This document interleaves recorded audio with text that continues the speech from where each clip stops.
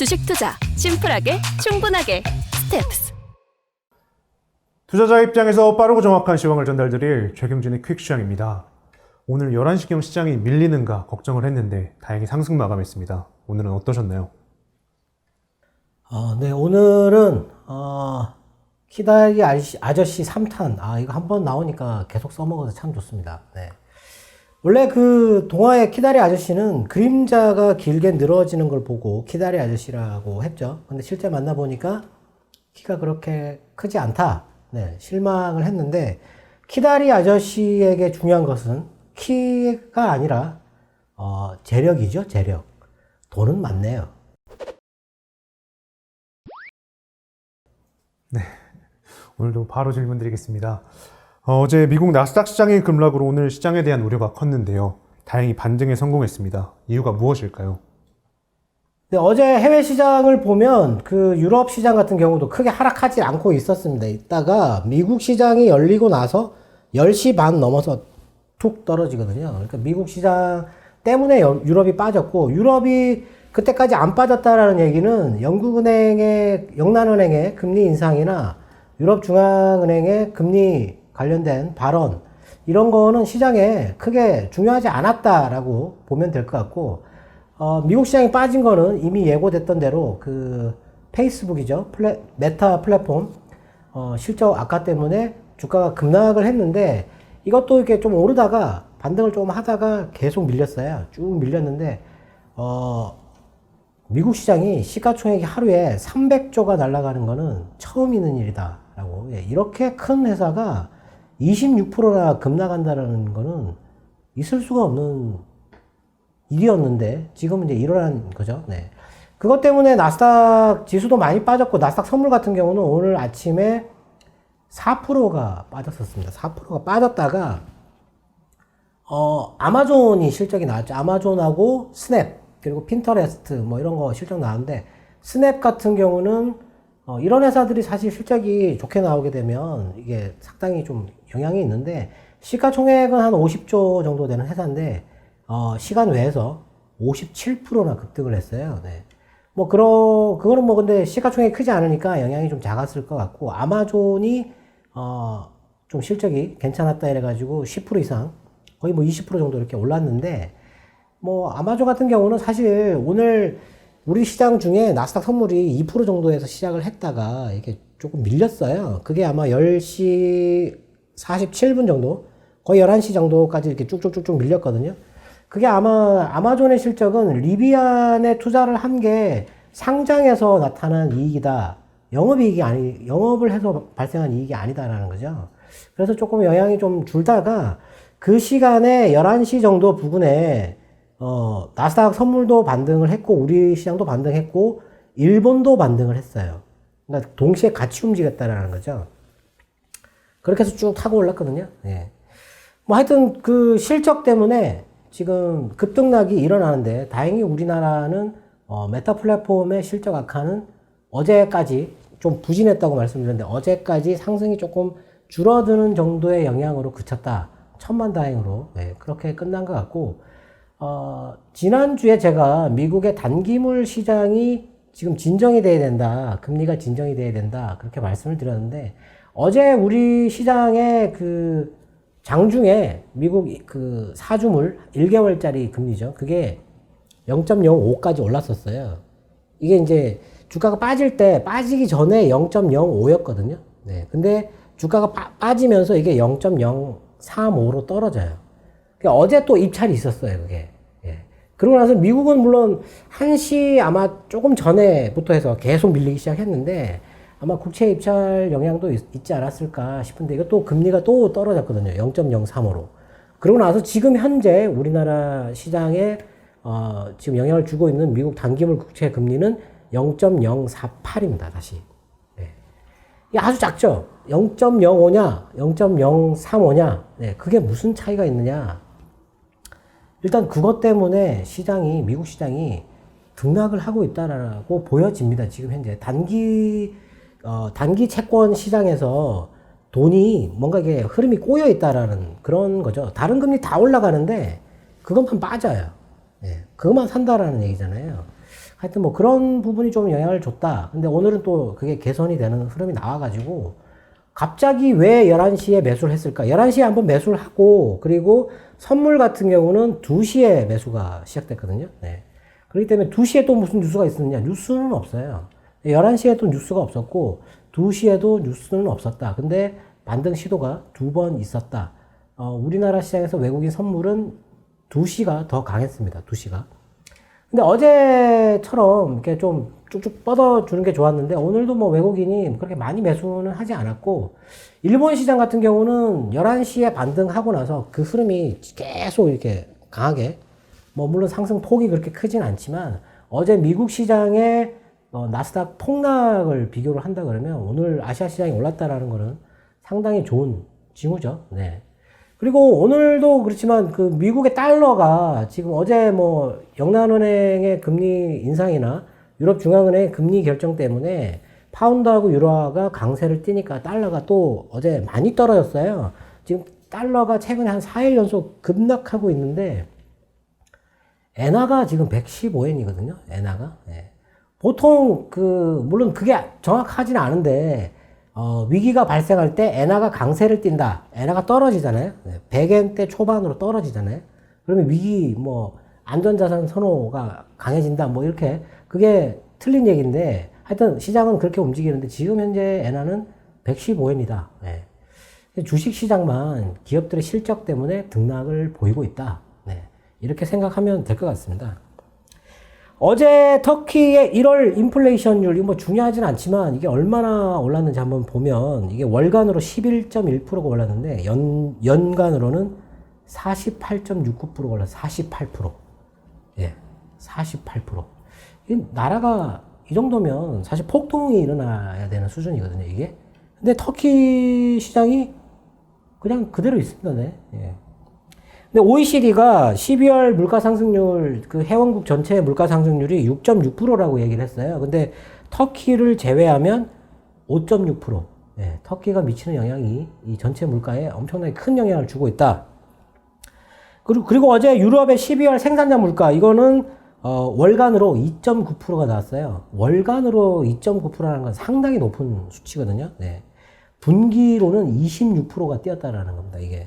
근데 어제 독일하고 프랑스의 생산자 물가 나온 거하고는 전혀 다른 그런 얘기를 하고 있고, 그리고 영란은행이 미리 예고한 대로 금리를 또 인상을 했습니다. 지금 물가가 7% 정도 올라갈 것 같다. 이렇게 해서 금리 인상을 늦출 수 없다. 연속 2번 인상하는 거는 2004년 이후 처음이다. 뭐 이런 얘기를 했는데 사실 영란은행의 금리는 그렇게 크게 중요한 건 아닌데 이게 에너지 가격 때문에 그런 건데 오늘 영국 정부가 전기하고 가스비 이거 가계 지원하는데 90억 파운드를 지원하겠다고 얘기를 했어요. 돈으로 16조 원입니다. 16조 원. 네.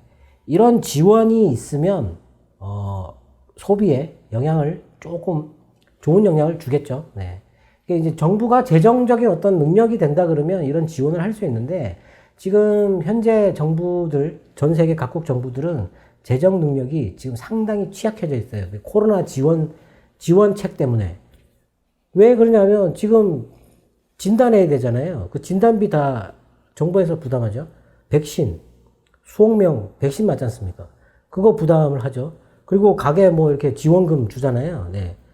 지금 재정이 취약할 수밖에 없거든요. 근데 영국은 이번에 금리가 낮을 때 엄청난 돈을 풀어놨죠. 네. 그 돈을 풀어놨기 때문에 영국의 인프라를 아예 다 뜯어 고치겠다고 얘기를 했잖아요. 네. 이런 기회가 없다. 네. 선진국들한테는 지금 이번이 거의 뭐 파티입니다. 파티. 코로나가 돈 파티예요. 네. 하여튼 뭐 그랬고, 그리고 유럽중앙은행이 금리를 동결을 또 했는데 자산 매입은 3월에 중단을 하고, 그리고 물가가 12월 달에 물가가 올해 상반기 중에 일시적으로 더 오를 것 같다. 이런 얘기를 했어요. 네. 그리고 만장일치로 인플레에 대해서 우려하고 있다. 근데 변화를 주더라도 천천히 서서히 주겠다. 수치를 확인하고 하겠다. 서두르지 않겠다라고 얘기를 했어요. 근데 이걸 매파라고 분석을 했죠. 네. 왜냐하면 유럽중앙은행장은 올해 금리를 안 올리겠다고 얘기를 했는데 그 문구를 없앴다라는 거죠. 금리를 올리겠다라는 건데 그거는 이걸 해석을 이런 식으로 자꾸 하면 안 되는데, 유럽중앙은행은 미국 연준이 어떻게 하는지 보고 거기에 따라서 하는 겁니다. 예. 유럽도 지금 기금을 7,500억 유로를 쌓아놨어요. 그 제로금리거든요. 금리가 없는 거예요. 돈이 그냥 7,500억 유로가 생겼어요. 뭐 이렇게 서두를 필요가 없잖아요. 근데 가만히 보면 물가 상승의 원인은 미국이라고 할 정도로 미국 연준의 자산이 지금 8조 달러, 9조 달러에 육박하고 있잖아요. 그렇다면 사람들은 미국이 돈을 많이 찍어서 지금 물가가 이렇게 뛴다 이렇게 생각을 하는 거죠. 재무장관은 그게 아니다 이렇게 얘기할 정도로 얘기를 하고 있는데, 유럽중앙은행은 그냥 가만히 보면서 연준이 금리를 올리면 우리도 뭐 마지못해 한번 올리고 뭐 이런 식으로 가는 거지, 그게 매파가 아닙니다. 매파가. 예. 그렇게 해석할 이유는 아니에요.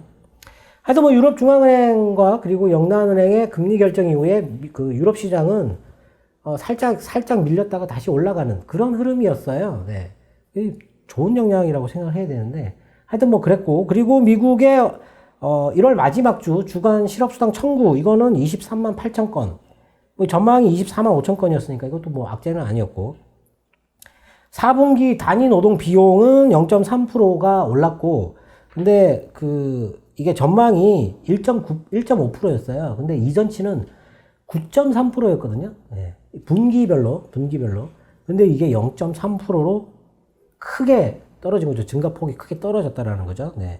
근데 비농업 생산성은 6.6%가 증가했어요. 이게 이전이 마이너스 5%예요. 그리고 전망이 3.2%였는데 6.6%.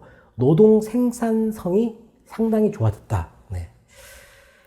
뭐 이것도 뭐 그렇게 호재로 작용한 것 같지는 않고, 그리고 ISM 1월 비제조업 지표, 요거는 뭐 59.9가 나왔는데 이것도 크게 떨어졌는데 전망은 59.5를 전망을 했었다. 뭐 수주나 활동, 가격 뭐 이런 거 나왔는데 뭐 크게 중요하지 않은 것 같고요. 그리고 어제 미국의 그 국채 중에 8주 빌하고 그리고 4주 물 국채 입찰이 있었는데 요 금리가 또 떨어졌다라는 거죠. 네. 요게 하여튼 좀 안 좋았다 이렇게 생각되는데, 어제는 사실 뭐 메타 플랫폼의 실적 영향으로 뭐 시장이 그렇게 망가졌다. 뭐 하루에 300조가 사라지면 뭐 우리나라 삼성전자 시가총액이 450조, 500조 정도 되는 건데 300조가 사라지면 네, 주가가 빠질 수밖에 없는 거죠. 네. 그리고 오늘 나온 뉴스 중에서는 중국이 비화석 연료 발전 용량이 뭐 태양광이나 뭐 이런 그런 것들의 발전 용량이 석탄 발전 용량을 넘어섰다. 처음으로 넘어섰다라고 얘기를 하고 있어요. 네. 중국도 이런 석탄 발전, 탄소 발전을 많이 줄인다기보다는 줄일 수는 없고, 다른 비화석 연료 쪽을 계속 늘리고 있는 그런 상황이죠. 네. 그리고 일본 도시바가 전력관리용 반도체, 요거를 2025년까지 2배로 확장하겠다고 얘기를 했어요. 네. 좋은 뉴스긴 한데, 2025년이잖아요. 네. 지금 영향은 안 주겠죠. 네. 지금 당장 급한데. 그리고 미국의 상원 법사위에서 구글하고 애플 앱스토어에서 인앱 결제를 강요했던 그거를 금지하는 법안이 통과됐습니다. 그리고 다른 앱스토어에서도 그 앱들을 다운받아서 쓸 수 있도록 하는 게 통과가 됐다. 근데 뭐 이게 이 독점 경쟁 방지 금지법 이런 것들은 시장에서 뭐 그렇게 이들 기업의 실적에 영향을 줄 정도는 아니다. 이렇게. 예, 그리고 로비를 많이 하고 있어요. 예, 싱크탱크에다가 뭐 기부금이 증가했다 그랬잖아요. 그거 그러니까 지금 이런 독점을 규제를 하면 중국과의 경쟁에서 밀린다. 이거를 싱크탱크 쪽에서 계속 보고서를 내달라고 그쪽 로비 자금이 또 크게 증가를 했거든요. 뭐 그런 정도로 생각하면 될 것 같고요. 그리고 오늘 우리나라 1월 인플레이션율은 3.6%, 3.7에서 3.6으로 떨어졌는데 전망은 3.3%였다. 네. 우리나라 인플레이션이 3.6%라 그러면 뭐 사실 아무도 안 믿죠. 네. 아무도 안 믿는데 뭐 각 나라별로 인플레이션을 통계를 내는 항목들이 있어요. 그 항목들은 좀 다르거든요. 네. 다른데 이런 정도의 인플레이션을 가지고 금리를 너무 급하게 올리는 거는 조금 너무 섣부르지 않나 이런 생각도 듭니다. 하여튼 뭐 이런 뉴스보다는 오늘은 뭐 기업 실적 때문에 움직인 거고, 그리고 다행스럽게도 아마존과 스냅의 실적 때문에 나스닥 선물이 오늘은 또 2% 상승해가지고 유지가 됐기 때문에 우리나라 시장이 충격을 받지 않았다. 어제 나스닥 시장을 충격을 그대로 받았다면 큰일 나는 건데, 그렇다고 한다면 지금 이제 미국의 대기업들 실적 발표는 거의 끝났고, 그러면 미국 나스닥의 변동폭을 크게 키울 수 있는 그런 요인이 사라졌다. 일부가 사라졌다라고 볼 수 있죠. 네. 그러면 변동성이 작아지면 투자 심리가 살아나거든요. 네. 오늘 그 공격성 그 폭락 매도 이런 게 우리나라에서 나타나지 않았다라는 것만으로도 오늘은 다행이다라고 보면 될 것 같습니다. 네. 오늘도 외인의 선물 매수는 어제처럼 마감 전에 거의 매도가 나왔습니다. 이런 움직임은 아직도 관망해야 할 부분이 있어서인가요? 이게 이제 좀 안 좋은 건데, 어제 같은 경우는 좀 더 안 좋았어요. 2,500 계약을 사고 있다가 마이너스 2,500 계약으로 떨어졌으니까. 근데 오늘은 산 거를 조금 다 되돌리는. 근데 마감한 그 선물은 올랐어요. 네. 요건 이제 기간이 이제 매수를 해서 오른 부분이고, 제가 개인적으로 생각하기에는 외국인이 주식을 사고 파는 거는 중장기적으로 보고 사고 파는 건데, 이 선물은 단기로 보고 사는 거예요. 그렇게 생각하거든요.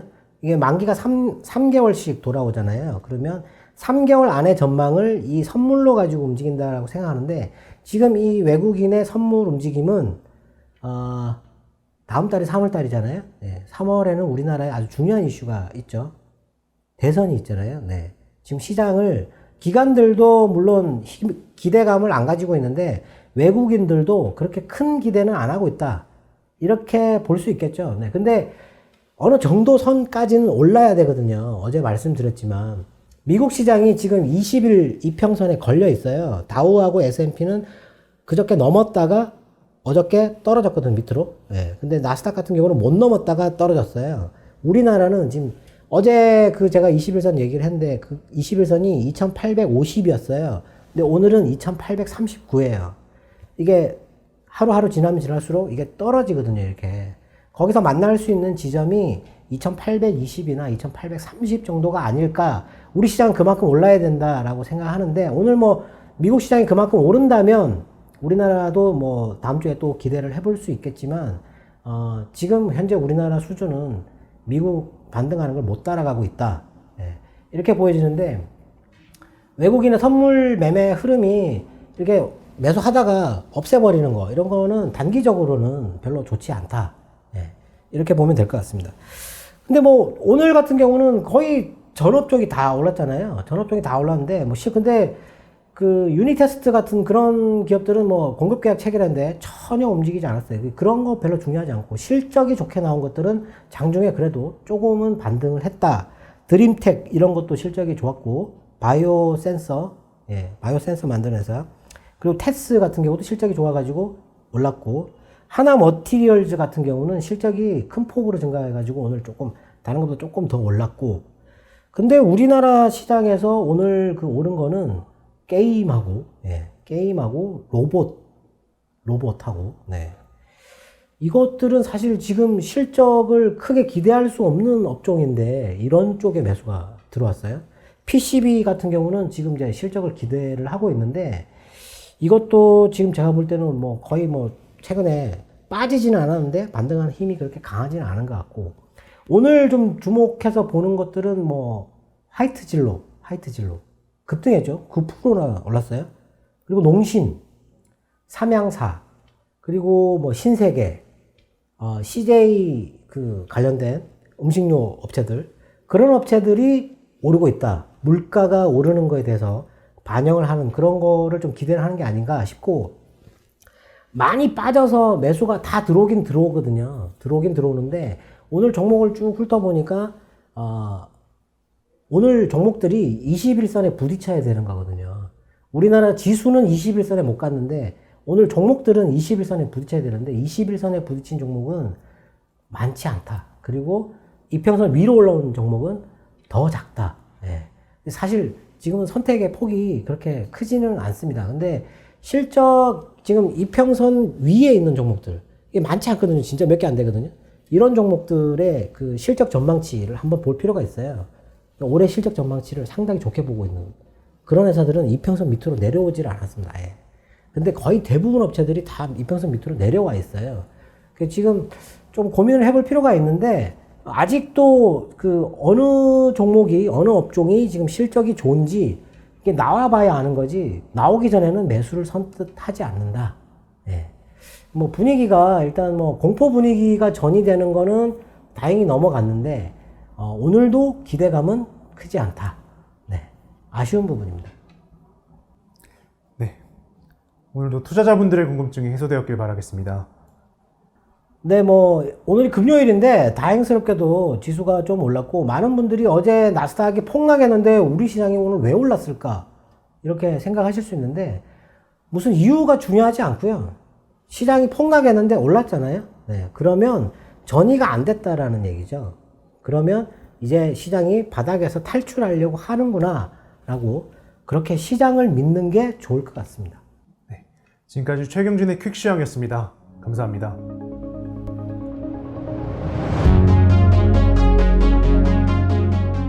이렇게 갑자기 훅 들어오시면 갑자기 훅 필요한 게 돈이니까. 스텝스.